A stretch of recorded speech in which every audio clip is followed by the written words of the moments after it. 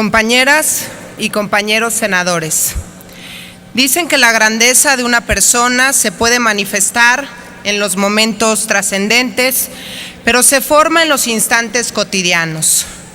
Puedo decirles con una enorme emoción que prácticamente todos los aquí presentes fuimos testigos de uno de esos momentos de grandeza que solo puede provenir de un gesto de humildad extraordinaria. Todos podemos recordar conmovidos a Alonso Lujambio tomando protesta en este salón con un cuerpo quebrantado por la enfermedad, pero con un espíritu más fortalecido e hinchado que nunca por el amor profundo que le tenía a México. Días antes me confesó la gran emoción que sentía de ocupar un escaño en este Senado de la República. Era un enamorado del Parlamento. Muchos de sus esfuerzos académicos los dedicó a estudiar a esta institución que, como él mismo decía, era el espacio privilegiado para otorgarle racionalidad a la política. Ese hombre que dijo: luchando por mi vida, he tirado el estorbo de mi prisa por vivirla, nos dio una lección invaluable. Para no faltar a su compromiso con la enseñanza, nos demostró que estamos obligados, a pesar de enfrentarnos a las circunstancias más adversas, a dar a los demás lo mejor de nosotros mismos hasta el último día. Enrique Krause lo describió perfectamente. Dijo que Alonso era un alma hermosa y extrañamente cándida. Quienes no hayan tenido la dicha de conocerlo pueden con toda facilidad identificar su lucidez en la obra que dejó. Era un apasionado de México y de sus instituciones, un creyente fiel de la democracia, tremendamente exigente consigo mismo y ferviente defensor del cambio institucional. Conjuntaba lo que para muchos son las características de un hombre intelectualmente completo. Leía, escribía e impartía cátedra con la misma pasión.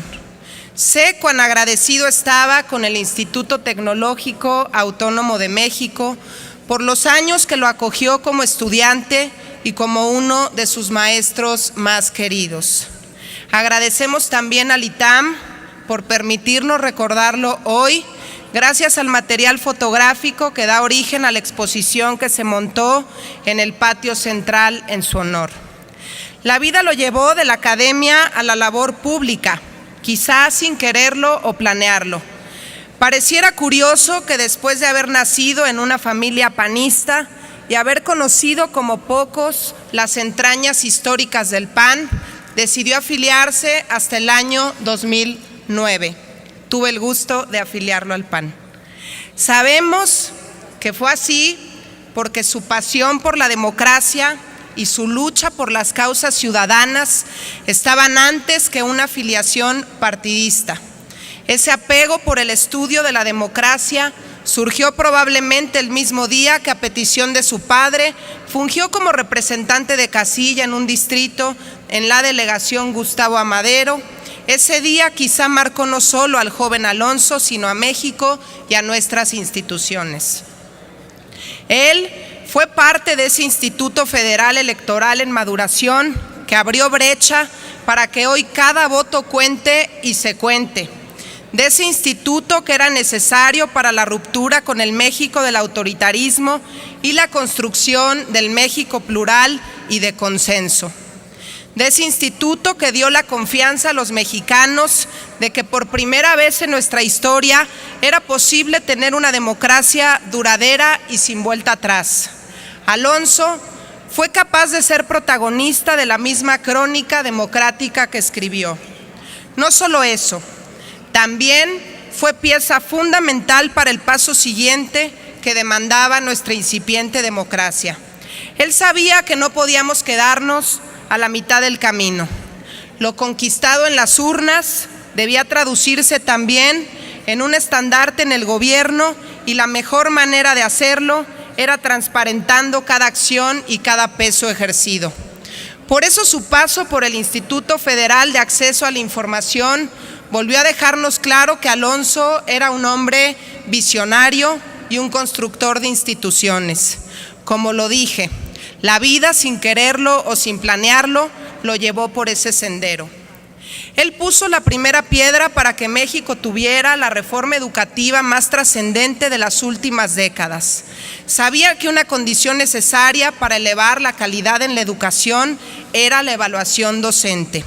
Por eso, cuando estuvo al frente de la Secretaría de Educación Pública, empeñó todo su esfuerzo para que por primera vez en la historia se evaluara a los maestros. Qué irónica fue la vida que no le permitió ver culminada y convertida en ley una de sus grandes aspiraciones.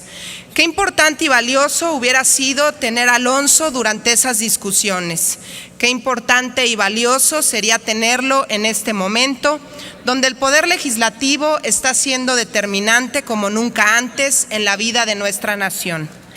Hace unos cuantos meses, Alonso soñaba con que el destino le regalara unos días más de vida para cumplir el anhelo de tomar protesta en este mismo salón. Sé que si él estuviera aquí, nos diría con palabras lo que nos demostró en los hechos.